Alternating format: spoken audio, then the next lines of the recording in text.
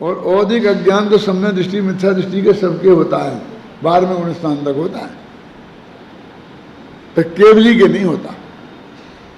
जब तक केवल ज्ञान नहीं हुआ तब तक बहुत से पदार्थ नहीं जाने रहते हैं, और वो नहीं जाने तो वो कहते हैं जब तक पूर्ण ज्ञान नहीं हो, पर्याय में विकसित पूर्ण ज्ञान वाले ज्ञानी और जिनके ज्ञान में कमी है वे अज्ञानी। अल्प ज्ञानी माने अज्ञानी, और दूसरे वो कि मिथ्या दृष्टि अज्ञानी और सम्यक दृष्टि ज्ञानी। तो अब ज्ञानावरणी कर्म के उदय से जो अज्ञान होता है वो औदिक अज्ञान है, और वो बंध का कारण नहीं है। क्षयोपशमों का ज्ञान बंध का कारण है, वो ज्ञान गुण के परिणमन को बताया था ना, बंध का कारण उसमें आएगा वो। तो ज्ञानावरणी कर्म की छुट्टी होगी, और ज्ञानावरणी जैसा दर्शनावरणी। अब ऐसा ही अंतर आए, उसके वीर की कमी हो गई, उससे कोई बंध नहीं होता। तो 7 कर्म का उदय में जो भी आपको संयोग और संयोगी भाव होते हैं उन सबे सब बंध के कारण नहीं है। तो 7 कर्मों को तो अपने शत्रुओं की लिस्ट में से निकालो। अब एक मोहिनी कर्म रह गया, तो वो कहते हैं कि चारित्र मोहिनी को अभी एक तरफ रख दो, क्योंकि दर्शन मोहिनी खत्म हो जाएगा तो ये तो अपने आप ही चला जाएगा। कोई वो तो कहते हैं ना 1000 रुपये में 999 रुपये का कर्जा है मिथ्यात्व का, और 1 रुपये है चारित्र मोह का, इसलिए उसकी बात मत करो। समय से आकर हम उसकी बात नहीं करते। अब रह गया अगला दर्शन मोह। अब दर्शन मोह के उदय से जो मिथ्यात्व होता है, तो बहुत सा दर्शन मोह तो ऐसे ही मुफ्त में ही खिल जाता है, और अपने के लिए वो उदय में आता ही नहीं है। कल बताया था ना, वो सम्यक प्रकृति मिथ्यात्व के रूप में बदल के खिल जाता है। ख्याल में आई, याद आई कि नहीं आई? अनंतानबंदी है वो अप्रत्याख्यानावरण होकर खिल जाती है, अप्रत्याख्यान प्रत्याख्यानावरण होकर खिल जाती है, तब वो भी बेकार हो गए। अब कितनी सी बात बची है जिससे तुम्हारी लड़ाई है, और तुमने सारे कर्म को शत्रु घोषित कर दिया है ना। अरे मौके पे जो लड़ते हैं वे लिमिटेड लोग हैं, सारी सेना थोड़ी लड़ती है। जिसको टुकड़ी को आदेश दिया बस वो, अब उन्होंने पाकिस्तान ने सारे हिंदुस्तानियों को शत्रु घोषित कर दिया। क्यों? हमने सारे पाकिस्तान को शत्रु घोषित कर दिया। ये कहाँ का न्याय है? पूरी बाजी की बात जाकर के देखें तो उसमें एक आदमी शत्रु होता है, जिससे हमने अरबों को अपने शत्रु की लेन में डाल दिया। लेना नहीं देना नहीं है उन कर्मों से। अब तो बंधते वक्त नहीं, सत्ता में नहीं, और उदय में आने में भी नहीं इतने कर्म। तो अब कितनी सी छोटी समस्या रह गई जिसको हमने इतनी हवा खड़ा कर दिया।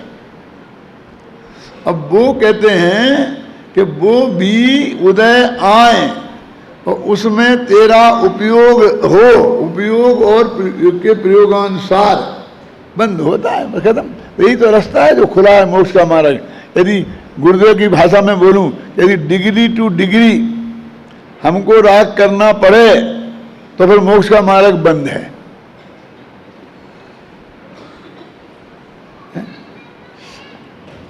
तो इसलिए वो कहते हैं कि ये अपने वो पढ़ता हूं मैं इसका मंगलाचरण जो कल पढ़ा था ना, छंदपन्न।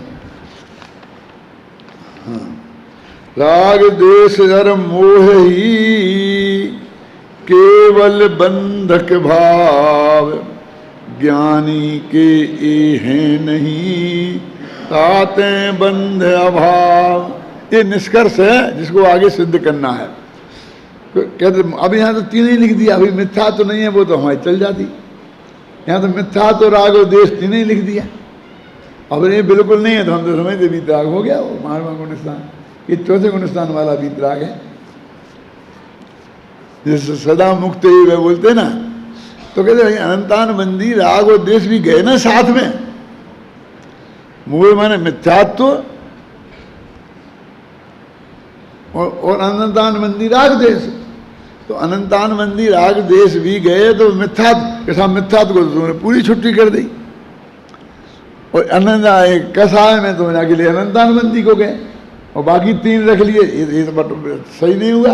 अरे उसमें भी रखा है, घबराओ मत, सत्ता में है ना वो, और उदय में भी है। कौन? मिथ्यात्व के 3 भेद कौन कौन से? सम्यक प्रकृति मिथ्यात्व, मिश्र मिथ्यात्व, मिथ्यात्व। तो सम्यक प्रकृति मिथ्यात्व तो उदय में आया, तो उदय नहीं है मिथ्यात्व का। कसार का भी उदय है, रागदेश भी है और मोह भी है। अब ज्ञानी के, हमने दृष्टि के बता रहा हूं, फिर भी वो कह रहे ज्ञानी के ये है नहीं, और जाते हैं बंद अभाव, क्या होंगे हम इन्हें अपना नहीं मानते। तुम्हारे होने से क्या होता है? और वो भी सिर्फ श्रद्धा के लेवल पर, जो मैंने बोला था ना कि अपनापन उनमें से नहीं है, और उसका नाम ज्ञानी, और उससे ये सारी प्रक्रिया हो जाती है। कितना सरल मार्ग है, जिसे हमने अपने इसे क्रियाकांड का और लंबा लंबा ज्ञान का और इनका कितना लंबा मार्ग बना दिया है। इस दोहे का अपन इस छंद का है ना अनुष्टुप, अनुष्टुप माने श्लोक। एक बात और बता दूं, हम क्या समझते हैं संस्कृत का हर छंद को श्लोक कहते हैं, ऐसा नहीं है। हमारे यहाँ हिंदी के सब छंदों को हम दोहा और संस्कृत के सब छंदों को श्लोक। अरे छंद तो हजारों प्रकार के होते हैं, श्लोक उनमें एक छंद है। ऐसे हिंदी में भी छंद हजारों प्रकार के होते हैं और उसमें दोहा एक छंद है। अब वो दोहा ने सारे छंदों का प्रतीक बन गया और श्लोक संस्कृत पद्य का प्रतीक बन गया। इतने श्लोक, इतने श्लोक, ये गड़बड़ हुई कैसे मालूम आपको? अब जी सोचो कभी। ये गड़बड़ इसलिए हुई कि जो हमारे पुराने लेखक थे ना, लेखक मोने कुंद कुंद नहीं, वो कुंद कुंद की किताबों की नकल करने वाले, उन्हें लेखक बोलते थे। तो उनको की जो मजदूरी तय होती थी वो श्लोकों के आधार पर होती थी कि कितने श्लोक तुमने लिखे। तो श्लोक हो तो श्लोक लिखें, अब श्लोक तो है नहीं, गद्य है और दूसरे छंद हैं। तो वहाँ ऐसा नियम था कि श्लोक माने 32 अक्षर, क्योंकि श्लोक में 32 अक्षर होते हैं। क्या श्लोक माने 32 अक्षर, तो 32 अक्षर के नाप से उनको मान लो उनको 100 श्लोक के 1 रुपया मिलेगा। तो 3200 अक्षर लिखेंगे तो 1 रुपया मिलेगा, ऐसी मजदूरी तय होती थी। तो उनका नाप हमेशा श्लोक से होता था। तो उनको कैसे गिने, वो एक अक्षर गिनना भी बहुत कठिन काम है। तो उन्हीं को बेचारों के माथे मर दिया था कि 8 अक्षर हों और वहाँ एक लाल लाइन डाल दो, फिर 8 अक्षर हों फिर 2 लाइनें डाल दो, फिर 8 अक्षर हों तो 3 लाइनें डाल दो, फिर 8 अक्षर हों तो 2 लाइनें डाल, ऐसा कर करके अब वो गिनती होती थी। तो कभी कभी तो ऐसा होता था कि अब आ और बा के बीच में भी फुल स्टॉप, लाल फुल स्टॉप आ जाता था। अब देखना पुराने शास्त्र जो लिखे हैं उनमें आप ऐसा ऐसा पढ़ेंगे। अब उसकी वजह से वो सारे छंदों को, गद्य को भी श्लोक कहने लग गए, क्योंकि वो पंडित लोग कहते थे ना इतने श्लोक, इतने श्लोक, मोक्ष महाप्रकाश कितना है 20,000 श्लोक प्रमाण, फलाना कितना है इतना श्लोक प्रमाण, अष्टशती 800 श्लोक प्रमाण, अष्टश्री 8,000 श्लोक प्रमाण। ये चक्कर की वजह से हो गया। श्लोक तो एक छंद का नाम है, जैसे अनुष्टुप नाम भी है जिसका दूसरा, और उसमें सबसे सरल है, कोई भी लिख सकता है। 32 अक्षर मात्रा होती है, वो तो आपको ख्याल में आई गई। अब और नियम क्या है? सबसे सरल नहीं पूछूंगा, घबराना नहीं। श्लोके षष्ठम गुरुगेयम सर्वत्र लघु पंचमम। श्लोक में 6वां अक्षर हमेशा गुरु होता है। गुरु समझते हैं ना, डबल मात्रा इसमें होती, छोटा आ ह्रस्व कहलाता है लघु और बड़ा आ कहलाता है गुरु। आप समझ रहे हैं? ये भी गुरु की परिभाषा है। छोटा का होता है लघु और बड़ा का होता है गुरु। छोटी की होती है लघु बड़ी की होती है गुरु। आप समझ आए? ये लघु गुरु, लघु गुरु अक्षर गिनना पड़ते हैं ना, जब हम छंद लिखते हैं करते हैं तो उसमें नियम है कि तो वो गुरु पंचम अक्षर क्या, श्लोके षष्टम गुरु गेयम, छठवां अक्षर गुरु और पांचवां अक्षर लघु, बस श्लोक बन गया भाई, परिभाषा है। इतना सा ध्यान रखना है। आर्या का बताया था ना, ये नमोकार मंत्र गाथा आर्या में है। यस्या प्रथमे पादे द्वादश मात्रा तथा तृतीये पी अष्टादश द्वितीय चतुर्थे पंचदश सार्या। जैसे पहली पंक्ति में 12 अक्षरों, दूसरी में 18, तीसरी में 12 और चौथी में 15। कैसा नियम, कैसा नियम है बोलो? ये ऐसे होते हैं मात्रिक छंद। तो 32 अंतिम, इसलिए वास्तव में मंदाक्रांता है, रालूट विक्की छंद के नाम तो ये है। अब मैं कहते इतना श्लोक, 5वां श्लोक। चल अब इसमें इस समय सार में लिखा है, हम क्या करें? ये जो पुराना समय सार छपा है ना इसमें, तो आप देखना कि इसके बाद फलाने आचार्य 2 श्लोक लिखते हैं और फिर आगे आता है मंदाक्रांता मिलता ना, फलाना नियम सार पढ़ दो तो आप आचार्य स्वयं 2 श्लोक लिखते हैं। तो वो श्लोक आचार्य ने थोड़ी लिखा, वो तो छापने वालों ने लिख दिया है। अब हमने हमारी जगह हर जगह लिखा होगा कि 2 छंद आचार्य स्वयं लिखते हैं, और इसमें एक मंदाक्रांता है, एक शिखरणी है। अब आपको पता नहीं है इसमें क्या फर्क है, और इतनी सी बात की आप पर स्वाध्याय कर जाएंगे और आप ये अंतर नहीं निकाल सकते। अब मैंने बताया तो आपको दिखेगा, क्यों? यदि आपको मैं नहीं बताता तो जिंदगी भर स्वाध्याय करते रहते हैं, पर आपको नहीं दिखता कि इसमें क्या फर्क है? तो इसमें उन्होंने ये कह दिया कि ये केवल बंधन, राग द्वेष और मोह, माने कौन से? मिथ्यात्व, मिथ्यात्व में भी सम्यक प्रकृति मिथ्यात्व छोड़ दो, वो मिथ्यात्व और राग द्वेष में अनंतानुबंधी राग और अनंतानुबंधी द्वेष, तो ये ही बंधक भाव हैं, और ये ज्ञानी के हैं नहीं। बोलो ये झूठी बात है, इतना क्रोध है, इतना ये है। अरे भाई वो जो है वो ये नहीं है, जिनको राग द्वेष मोह का जो यहाँ अर्थ है वो ज्ञानी के वास्तव में ही नहीं है। तो अब समस्या कहाँ रही? क्यों उन्हें बंद हो? परमात्मा समझ में आएगा? कितना हाथ में रखे हुए न्याय है, इतना ढेर सारा बंध हमें दिखता है। क्या करें, तुम उसको बंध मानते हो तो? वो कहते हैं कि ज्ञानी के पास कुछ नहीं है, तुम कहते हो हमने भरत चक्रवर्ती को 6 खंड का मालिक देखा।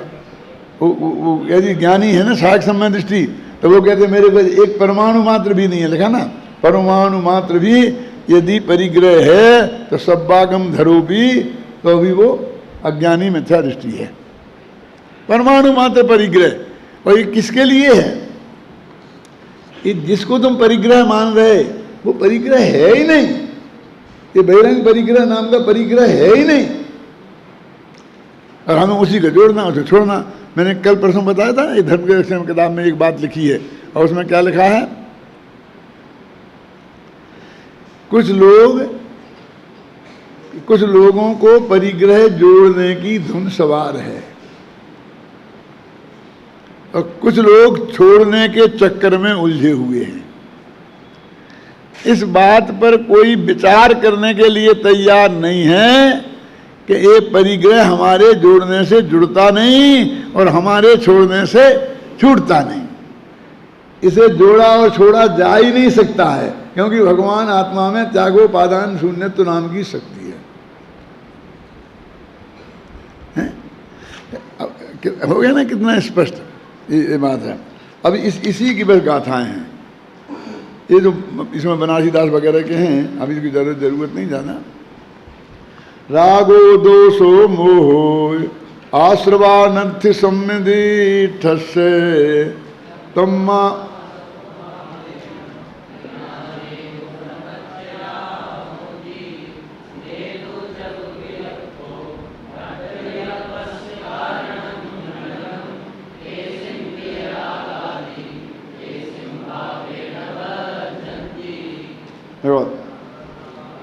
पढ़ता हूँ।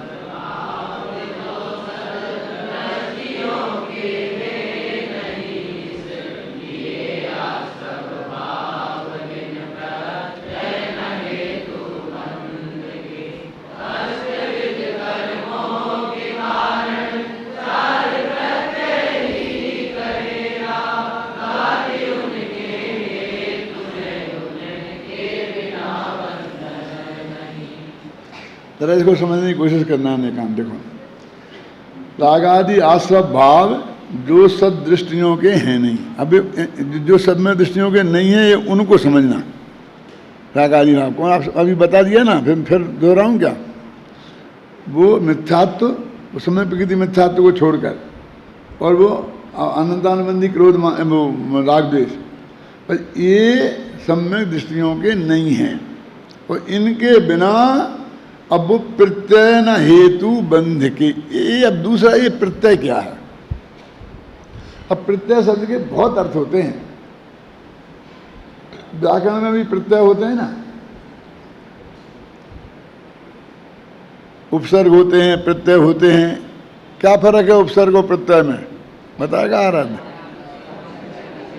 इधर सबको पता है, फटाफट बोल गए।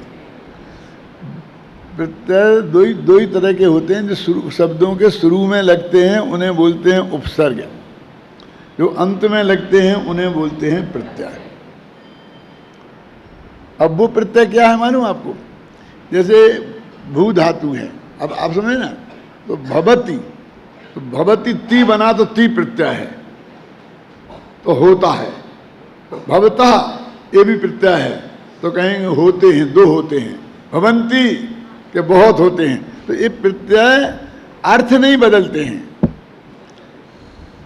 अर्थ तो वही का वो होना ही का होना रहता है, लेकिन उसमें बहुत होते हैं। 10 लकार होते हैं ना, 10 गण होते हैं, तो लकार होते हैं 192 होते हैं। ये लग करके एक अक्षर के 192 अर्थ बनते हैं, शब्द बनते हैं। और ये प्रत्यय फिर तिगंत प्रत्यय होते हैं, फिर सुबंत प्रत्यय होते हैं। समझता है ना? क्या ये बम्बई वाला, क्या नाम है तेरा? पवन, समझता है? सुबंत तिगंत में समझ गया क्या नहीं है? और फिर कृदंत होते हैं, वे प्रत्यय अलग होते हैं। फिर तद्धित होते हैं, फिर जाने दो उनको भी। अब उपसर्ग क्या है कि वे शुरू में लगते हैं, कि शब्दों पे भी उपसर्ग आता है, अकेले मुनिराजों पे नहीं आता है।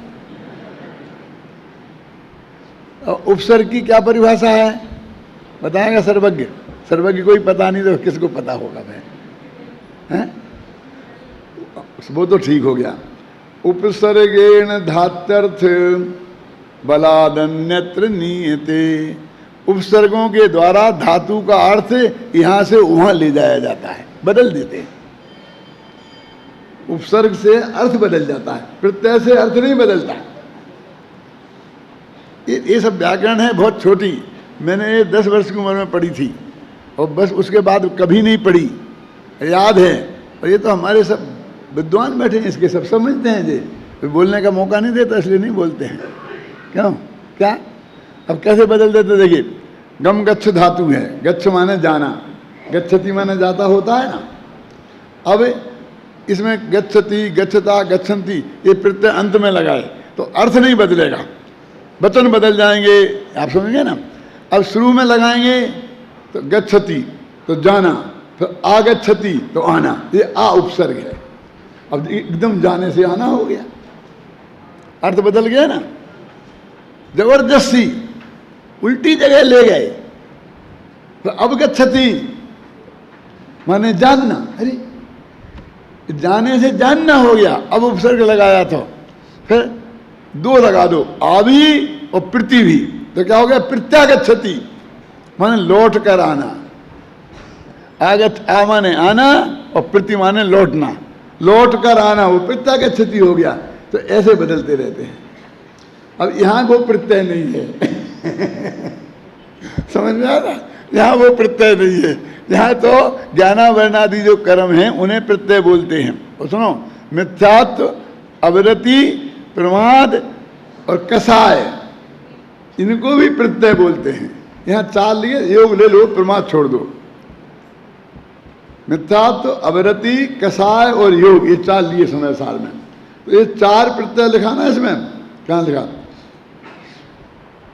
इस अष्टविध कर्मों के कारण 4 प्रत्यय ही कहे। अब देखो, तुम ये बारीकी नहीं समझोगे कि यहाँ प्रत्यय शब्द का अर्थ क्या है, तो फिर अनर्थ करोगे। ये समझना पड़ेगा भाई साहब, ऐसा नहीं समझना कि मैं कोई पंडिताई बता रहा हूं आपको। प्रत्यय तो 50 जगह आता है, उसका तुम क्या अर्थ लगाओगे?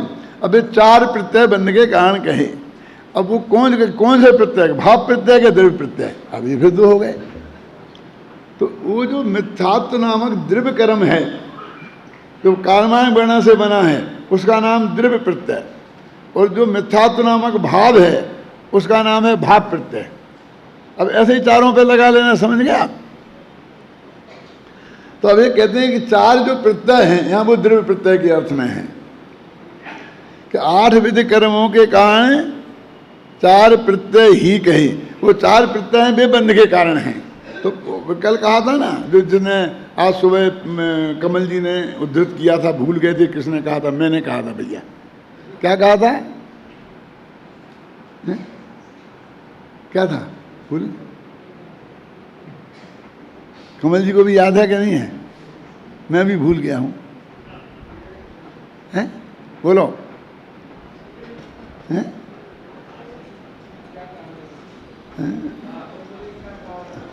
कहा था इतना याद है? वो द्रव्य प्रत्यय कर्म से बंधे हैं। रस्सी से बंधी है, गाय रस्सी से नहीं बंधी। कही थी ना, इनने भी की, मैंने, मतलब ये जो हमारे नए कर्म आते हैं वे आत्मा से नहीं बनते हैं। आप तो आत्मा के और प्रदेशों का एक में हो जाना वो बंद है। वो कहते हैं कि पुराना जो कार्बन शरीर है उससे जो नए कर्म आते हैं वे बंधते हैं। अब आगे ख्याल है क्या? नहीं,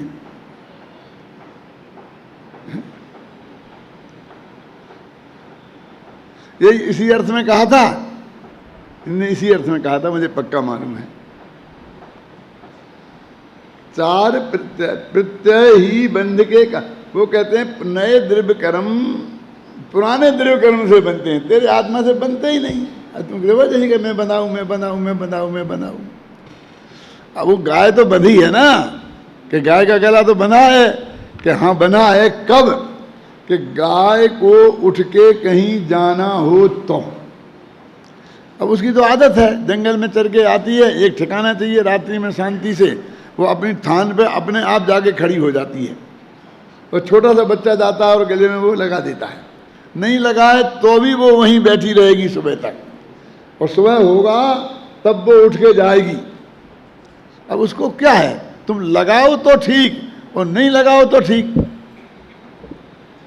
नहीं बांधी तो खुली है और बांधी तो ऐसा कुछ नहीं है उसके लिए। ऐसे ही कर्म से बंध रहे। ज्ञानी कहता है हमें क्या लेना देना। आपको ये कर्म बंधन का जो बहुत डर लग रहा है ना, ये डर निकालने की गाथाएं हैं जी। वो तो कर्म से बना। अब वो भाव प्रत्यय वो तेरे अंदर विद्यमान है। यदि वो भाव प्रत्यय नहीं है तो वे द्रव्य प्रत्यय भी पुराने कर्मों से नहीं बनते हैं। इसलिए बंध के कारण तो मात्र प्रत्यय हैं, वह तेरे वे भाव प्रत्यय। भाव प्रत्यय क्यों बोल रहे हैं? मैंने भाव मिथ्यात्व, भाव अवृत्ति, भाव प्रमाद और भाव कसाय। और नियम लगाना काय का? अवृत्ति प्रमाद कसाय। ये तो ज्ञानी के उसको तो उससे जो बंद होता है वो बिल्कुल जीरो के जैसा होता है, उसका कोई मतलब ही नहीं है।